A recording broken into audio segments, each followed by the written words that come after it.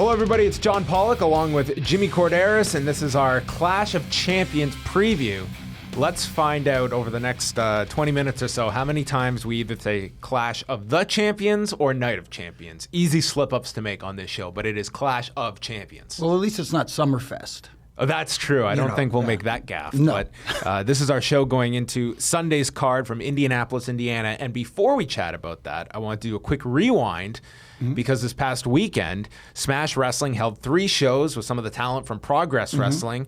And Jimmy, you were, I guess I would say front and center, though that's not the role you want to have. But I'm always just amazed when I go to some of these shows and the reaction Jimmy Korderas gets. The biggest babyface in Canada. Well, it is. It's very humbling. I mean, like, I've always said that the referee should never be a focus and stuff like that, and I still believe that to this day. But I don't know. I guess you're a legend to some of these people. I guess being the hometown kid, kind of kid. What am I saying here, kid? Being the hometown old fart kind of gets over here, I guess. I don't know. What were some of your highlights, whether it be matches you were involved with or just got to see over the couple of nights? Myself and Way, we were there Saturday night, which is a really fun show. Crowd was super hot for this show, and that was 3+ hours. But some great stuff on the show I saw. But what stood out for you?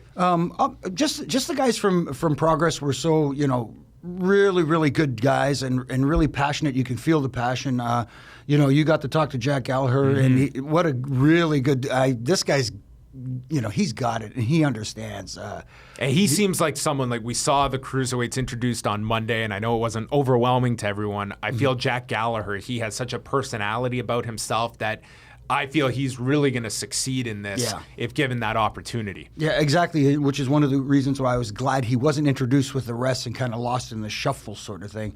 All the guys that showed up, the London Riot guys, Mark Andrews, who... I thought Mark Andrews and Scotty O'Shea, they had a great match really early, and then Gallagher and Mike Rollins followed them and did a different match completely. Exactly. Which I thought worked so well. Both worked in different ways. Yeah, thank you, Jack and Rollins, for blowing me up. That was the funniest spot. Oh my goodness. Where they're doing just a million reversals, and then Jimmy was just following them, and your pace was incredible, Jimmy. I tried to keep up. At one point, I just said, you know what, do I even bother counting anymore? It was just, it got to that point. Yeah, you were actually timing them out pretty well. It was fun, though. It was a lot of fun, and it was different, and it was interesting because the crowd, even though it was that your usual indie smash wrestling indie crowd, smash holes as they like to call them, it almost felt very Full Sail-ish with the chanting and all that sort of stuff. I know there were people there that came from Hong Kong,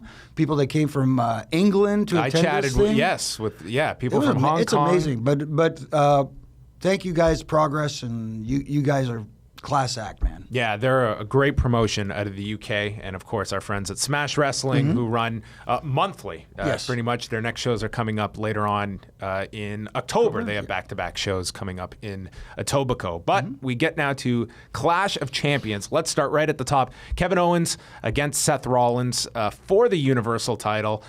I feel like they have not fully committed to this Seth Rollins turn with the Triple H attack on him, costing him the championship, giving it to Owens, and that Rollins is kind of in this in-between spot at the moment going into this match. It almost feels like, to me, I kind of agree with that, because watching it, like somebody messaged me again on anti-social media Monday, says, was this the beginning of the Seth Rollins babyface turn? And I'm saying, it already happened, but at the same time, it almost feels like they're trying to create that Stone Cold Steve Austin kind of persona where you really haven't changed anything. You were a heel. This is how you worked as a heel. You're going to work the same way as a babyface and just like try to be a badass kind of thing.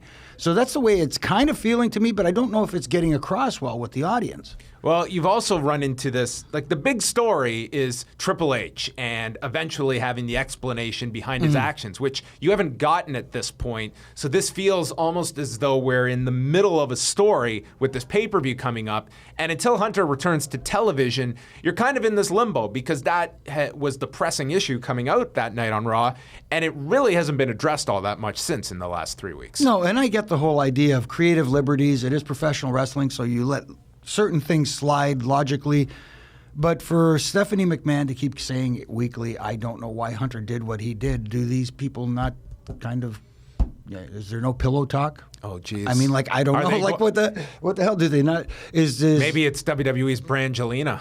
It's just gonna out of nowhere. Out of nowhere, man. News could break. Is Hunter spending most of his time in Orlando? Is that what it is? I don't know. They haven't talked. I don't know. Just from a logic standpoint, I thought we'd at least get an appearance by Hunter to, even if it was just to say, I have my reasons for doing what I'm doing, they'll become apparent soon enough. Well, could that be this Sunday that Hunter shows up to help Owens retain the title and further whatever's involved with Hunter and Rollins? Or is it going to be too early for that? Because bringing Hunter back, it almost, you have to hit that button and go with the Hunter-Rollins match, which they could hold off for a long time. I mean, actually, you've got two built-in matches, I think. Here is where if Hunter does show up on Sunday to try to, upset the apple cart, so to speak, and cost Seth Rollins the match, you can actually have a Roman Reigns come out because he has an issue with Hunter as well. So now you've got actually potentially two matches for Hunter to have, one with Reigns, again, a rematch basically, but and then that could lead to the Seth Rollins match, which everybody's pretty much, I guess, waiting for. I guess you'd be pretty stunned if anyone but Kevin Owens comes out of this as champion on Sunday. I would be. I mean, this soon. I mean, it would make no sense to actually flip the title right now. Yeah, I feel Owens, you have a lot of mileage in as champion. I don't think there's any way we're seeing a title change on Sunday. And I like the little subtleties. Kevin Owens is not only great with little subtle stuff on the microphone, but now that he comes out in a suit, which is completely foreign to him and completely out of character, just those little touches just add to his great heel persona. And I feel they have set the table for such a great feud, which I've already thrown the idea out with Kevin Owens and Chris Jericho, that when Sami Zayn did the promo and stating, one day Kevin Owens is going to turn on you and show his true colors. I think for that to be the Survivor Series main event, if you want Owens to get booed in Toronto, I think Chris Jericho in this one last run for the title, and that's how it's built. One more chance at the title or else he never challenges again against a guy that's turned on him, where they have built this up so well. When Owens does turn on Jericho, I feel it will be so effective because they've been great together. Yeah. And that could be a great Survivor Series main event. I think so too, and it's built in, and they could capitalize on it if the WWE understands the dynamic between I don't know if it's a friendly rivalry between Quebec and Ontario, or even just Quebec and the rest of Canada. I mean, that I think lends itself to, like you said, if you want to get Kevin Owens booed, he could just, crow about how much. You build the match as the referendum. Ooh, that's cool. Jericho's referendum. Not that anybody outside of Canada would get it, because you can't call it Brexit here. What would we call it? Quebexit? Lots of marketing ideas here from both of us. Roman Reigns will take on Rusev for the U.S. title. It has been promised this time it will take place. Any chance of a title flip here? Because I would expect, with Reigns beating Owens last week in the cage match on Raw, that he will very much be inserted into the main event picture coming out of this. The only question is whether it is with a title or they get out of it and it stays on Rusev. No, I prefer it to stay on Rusev. I've enjoyed Rusev as the U.S. champion. I think it works for him. It's one of those built-in things where you have a foreigner holding the United States Championship. It makes perfect sense. I like the fact that Lana is present but not very involved, a la Maurice, who does get very much involved. So they're two different seconds or valets or whatever you want to call them. But it makes more sense to me for Rusev to retain the title after Sunday, and for Roman Reigns to be, again, frustrated or whatever, screwed over, however it happens, and like John, the money is always in the chase for the babyface, even though it's going to be interesting to see if Roman Reigns does actually get cheered against the foreigner holding the U.S. Championship. Yeah, and this is also one of those difficult shows because the next Raw pay-per-view is the Hell in a Cell show. So theoretically, you don't want to just be putting new programs together if you're going to be doing a Hell in a Cell, whether it's one or two cell matches you do next month. You would figure one of them will be the title match, and whether that's Owens, Rollins, and Reigns together or whatever combination of that, I almost am getting a little too much of the three-ways. I think that we're just doing them to death at this point, but that does kind of feel like the direction the title program is going on Raw. Yeah, and they've already got the three-way with the women's match too. So and you've got the three-way coming up on the SmackDown pay-per-view with John Cena, Dean Ambrose, and AJ Styles. It's this weird kind of thing where all of a sudden it's like high school. It's a cool thing to do for a little while. It's like wrestling moves. The one I've been watching, and I know a little off topic here, but what I'm seeing a lot of every week on television now is the low bridge. You know, somebody charging somebody, pull down the top rope, they go over the top. That happens like at least 3 or 4 times a show, minimum. Yeah. And leads to the always in demand suicide dive. And then right immediately after, can he get back in the match? We'll be right back after this commercial. As you mentioned, the three-way for the women's title, this is a match that has changed weekly of what they have announced. I can't go through all the iterations of this match, but it ends with Charlotte, Sasha Banks, and Bayley for the women's title.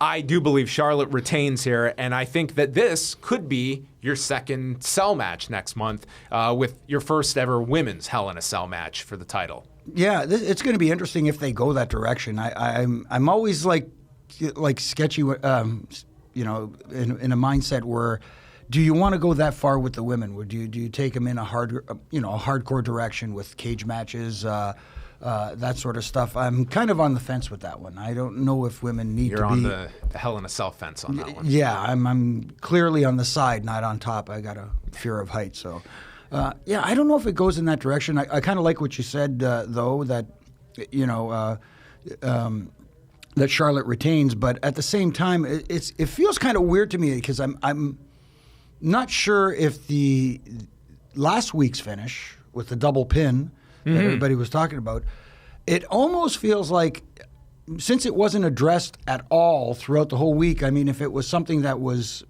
intentional, I would think that it would be addressed somewhere on the website, somewhere, you know. Or just have quickly Corey Graves just make some mention, just something as simple as whose shoulders were down. There was nothing. There was no indication of it.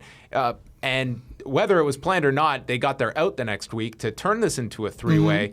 I mean, my thinking last week was, why would you just trivialize Bayley losing if it wasn't for a purpose? I mean, Dana could have lost that fall to Sasha and then be blamed by Charlotte. That seems like it would fit better into the story. But you're right, there was no mention of it at all. But that was their way to get this into a three-way match on Sunday, which... I don't know if Bayley needs to be necessarily in this position already. I don't think anyone expects her to win that title. And as you said, it's the chase that people will get into with someone like Bayley. And I don't think anyone's expecting her to leave with the title. No. And if there is going to be a Cell match coming out of this, I see it more as Charlotte and Sasha to end that feud if they go that way next month. Right, and it kind of lends itself to the depth of the women on Raw as opposed to on SmackDown, where I think they've taken the time to develop more women on SmackDown, like have had a presence on television, been able to develop their characters a little bit for the audience, whereas on Raw we have really just 4 ladies who are getting any kind of time whatsoever. And I know coming up, again, foreshadowing, we got a little bit of Nia Jax versus Alicia Fox, but you know what I mean? Not really getting much time with them at all. Yeah. As we continue to go down this card with more title matches, the New Day taking on Karl Anderson and Luke Gallows. I believe they're having an unofficial best-of-7 series on this run for the tag titles. Is it time to change the titles? I can see the only reason keeping them on New Day is to continue after this demolition record that they're now throwing out. But Anderson and Gallows, to me, it's just if you're not switching them at this point, I can't take this feud any longer. No, you know what? And I've talked to people who are not big on the comedy aspect of what's been going on with the club and Gallows, and not just Gallows and Anderson, but also with the New Day. It's kind of like, for me, it's jumped the shark. I mean, I'm waiting for something new from the New Day. It's just the same old every week. And you know, people can blame the material, and people could blame, well, the club is not, you know, helping these segments along. They could blame the new stars. They could blame it on Rio. They could blame it on the rain. I don't care who you blame it on. It's just not entertaining anymore, for me at least anyway. So maybe a title change, a switch would benefit both teams. I don't think the New Day, other than Xavier Woods' catchphrase, I don't think them having the tag titles means a thing to their level of popularity. Not at all. And instead, it could be them in the chasing for the titles instead. I mean, it's a very thin tag division on Raw, and you've kind of exhausted this program at this point with Anderson and Gallows in the challengers roles. Maybe flipping them if you want to get some legs out of this program beyond what they already have had. And you've got Enzo and Cass kind of just coming in, throwing in their comedic one-liners here and there, and that's about it. I mean, like, something needs to change in the tag division there, that's for sure. TJ Perkins will make his main roster debut on Sunday, taking on Brian Kendrick for the Cruiserweight title. Did you think it was a mistake not having Perkins on Raw Monday night? Instead, we got the Fatal 4-Way, which Kendrick won.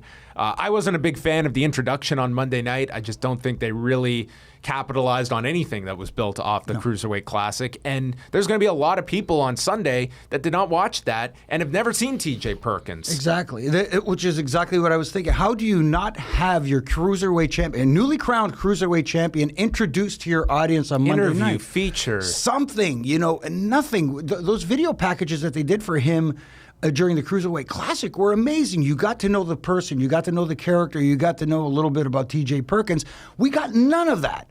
So now you're expecting the audience to be interested in a champion they know absolutely nothing about. And I get the fact that, there'll be a little bit of a curiosity factor to tune in to see what this guy's all about. Wouldn't there be more of a curiosity if you had introduced this guy, told his story? Here's a guy that was homeless, that has now done the unthinkable, coming in, winning this championship, this grueling 32-man tournament. Yeah. There are probably fans that wouldn't even be able to pick this guy out of a lineup. You can't assume everyone watched this tournament because they didn't. I know sometimes you're trying to try different things, but it's not brain science. Come on, man. Or rocket surgery. I thought that was a missed opportunity. I also think that the choice in Brian Kendrick, him going for this title, to me, that is more of a long-term story as well, that you could tell that I think, doing it on Raw when you don't have the Bryan Danielson connection, it's tough. And here on 6 days' notice, I don't think people are really invested in Kendrick, who could have been someone that you could have told this over a longer period of time, this redemption story for him. And it's also coming so short after that great Kota Ibushi match and the presentation that's automatically going to be the comparison point.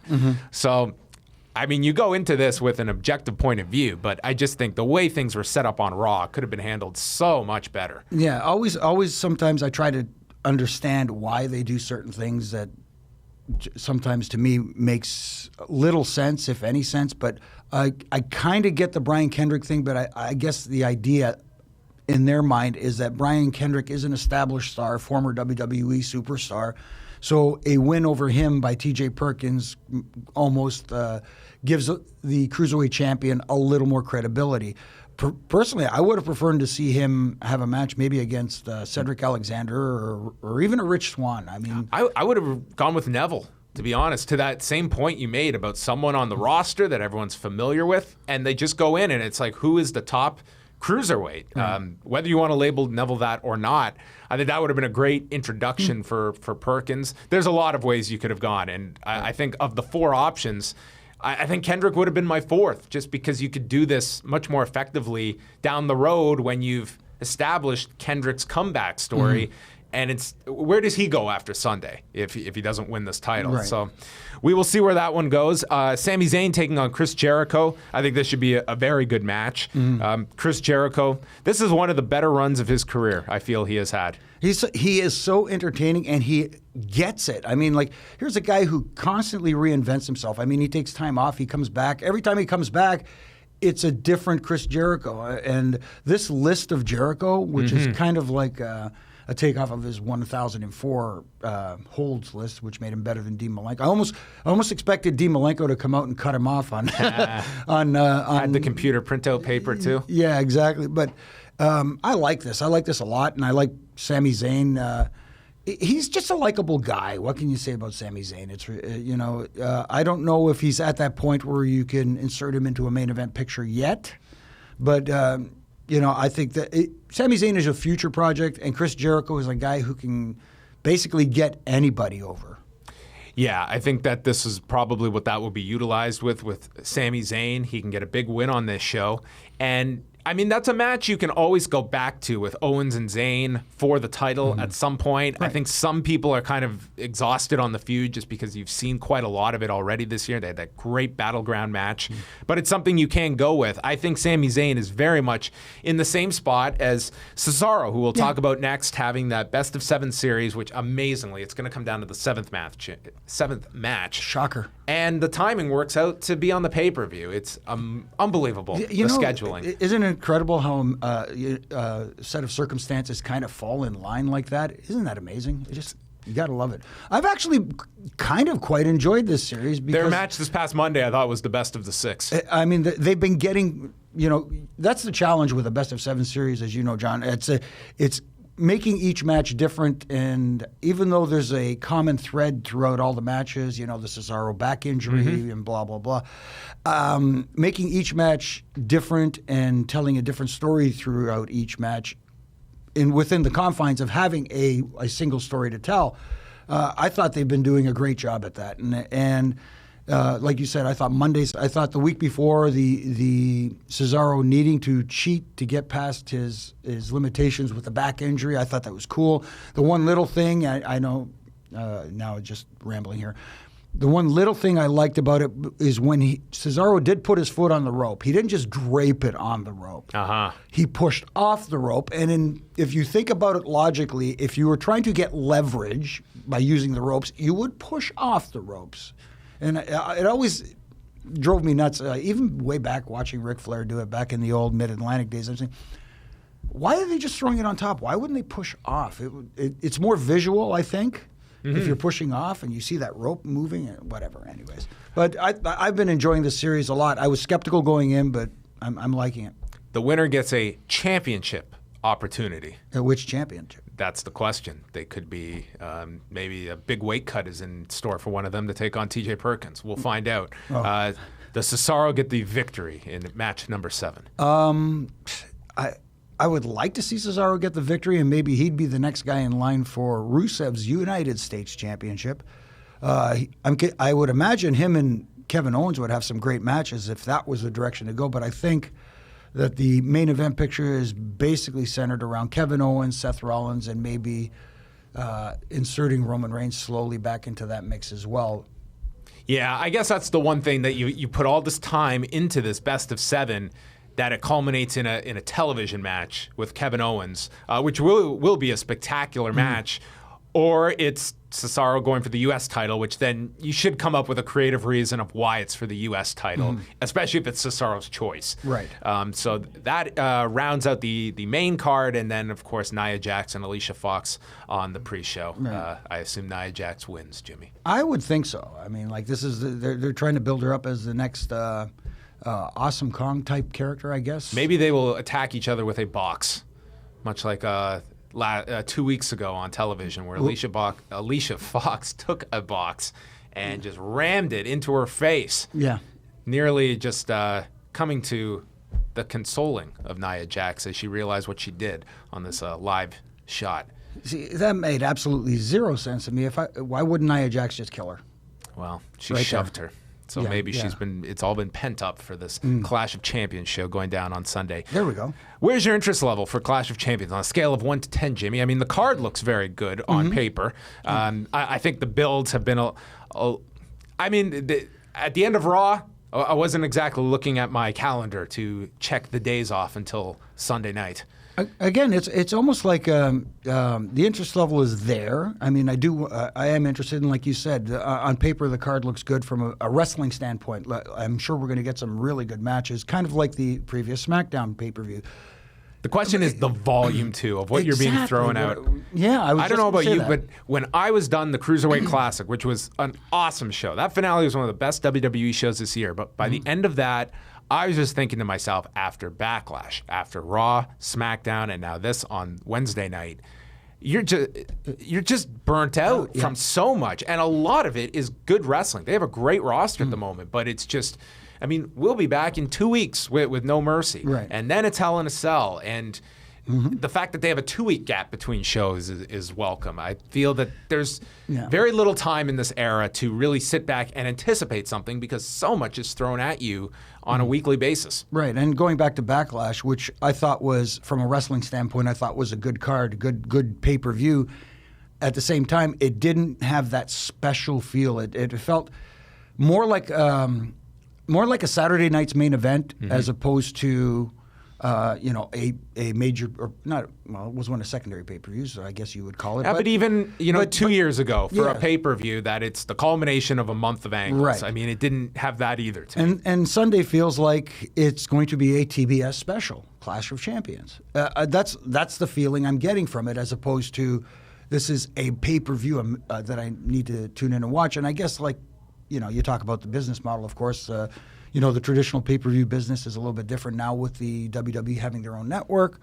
Does that play into it, or is it just a matter of a little bit of complacency because nobody's really pushing? Back in the Monday Night War era, you had WCW pushing Raw and pushing the WWE to do better, especially with 80. We saw this in the interview. Actually, this week I'm plugging the interview for Nash and Hall on the JBL Legends. They spoke about this, and they said, they got a little complacent, maybe got a little bit lazy because they weren't getting pushed. And then all of a sudden, you have Eric Bischoff and WCW come in and beat them 84 straight weeks in the ratings. That lit a fire under somebody's ass. And so maybe there needs to be a fire lit under their ass, and judging by what the ratings have been doing in the United States, I can't speak for Canada. They are dipping, and as much as people will say that they don't really matter, and to a certain extent, maybe, but when it comes to advertisers and when your main revenue source is and it's also television. General interest. I mean, the Raw number, I think even more so than SmackDown, that reflects where your casual audience, what their interest level is. I mean, people are watching Raw that don't have the network. And that, to me, I mean, we're hitting 20-year lows for Raw. Right. It could get worse. I mean, next Monday, they've got not only football, but Donald Trump versus Hillary Clinton, which is the best-built wrestling program thus far this year. You know what? I feel terrible. I may have to PVR Raw next week. This is crazy. Only because that could Jimmy, be you've got to live tweet the presidential debate. Oh my goodness, that could be actually more entertaining than anything I've seen all year. It's also last point here. What's going down this weekend, maybe the biggest match WWE is promoting, or not promoting, I should say, is the Brock Lesnar-Randy Orton match Saturday night at the house show in Chicago. Right. Zero mention of that this week on Raw or SmackDown. I don't understand that unless, it's going to be a last-minute, you know what? We're going to broadcast this thing on the network, but at the same time, if they're doing that and didn't mention it on TV, then they've lost their minds. Exactly. Why wouldn't you mention it ahead of time? And so and if that were to happen, it should be happening Sunday night and not Saturday night. Right. So there you have it, folks. Clash of Champions is this Sunday, and that is our thorough preview of the show happening in Indianapolis. You can tune into The Law midnight Eastern following the pay-per-view, where it'll be myself and Jason Agnew running down the show. We'll also have Jim Ross on the show because he is going to be promoting his one-man show, which is coming to Toronto Sunday, November the 20th, Survivor Series Day at Second City in Toronto. He'll chat about that with tickets going on sale, and he'll also share his 2 cents on what they do at Clash of Champions. So you can check all of that out, liveaudiowrestling.com. Follow him at Jimmy Korderas. Let him know who you are voting for if you're in the U.S., and you can follow us at Law Radio. We'll speak with you next week coming out of Clash of Champions. None of the above.